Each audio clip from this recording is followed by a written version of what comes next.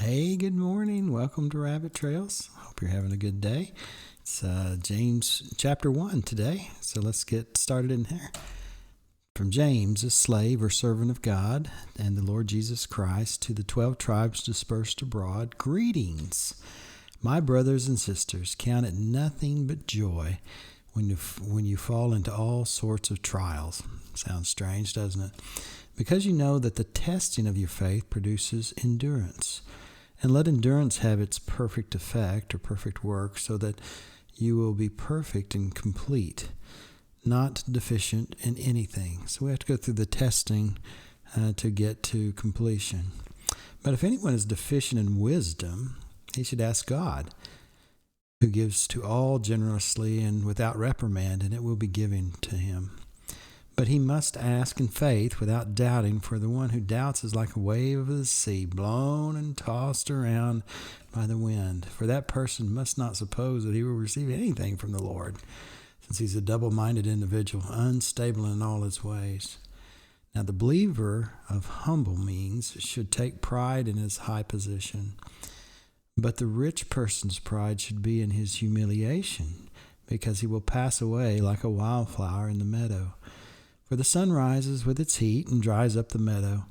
The petal of the flower falls off, and its beauty is lost forever. So also the rich person in the midst of his pursuits will wither away. Happy is the one who endures testing, because when he is proven to be genuine, he will receive the crown of life that God has promised to those who love him. Let no one say when he's tempted, I am tempted by God. For God cannot be tempted by evil, and he himself tempts no one.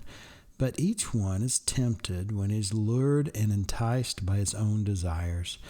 Then when desire conceives, it gives birth to sin. And when sin is full grown, it gives birth to death. Do not be led astray, my dear brothers and sisters. All generous giving and every perfect gift is from above, coming down from the Father of lights, with whom there is no variation or the slightest hint of change.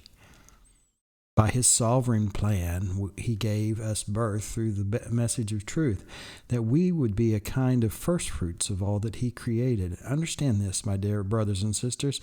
Let every person be quick to listen, slow to speak, and slow to anger.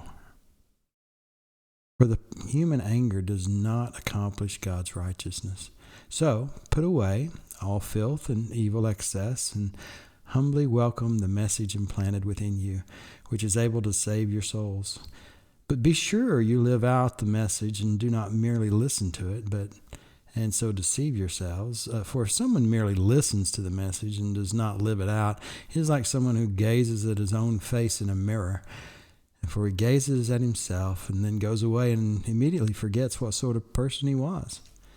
But the one who peers into the perfect law of liberty and fixes his attention there does not become a forgetful listener, but one who lives it out. He will be blessed in what he does. If someone thinks he is religious, yet does not bridle his tongue, and so deceives his heart, his religion is futile. Pure and undefiled religion before God and the Father is this: to care for orphans and widows in their adversity, and to keep one's self unstained from the world. Have you ever seen poverty up close? A few years ago, my daughter and I traveled to Kolkata, India. After serving my brothers and sisters in the local church, I realized that I've never experienced poverty, though I thought I had. These believers lived in a literal garbage dump. They were among the untouchable class, which meant that they were, by the caste system, their poverty and persecution were a result of karma, and therefore they were not worthy of help. In light of this, let's consider James's exhortation concerning trials.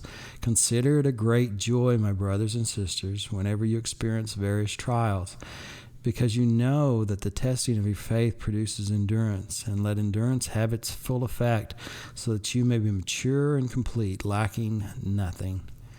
In their various trials, these poor believers had a beautiful holiness, joy, and maturity.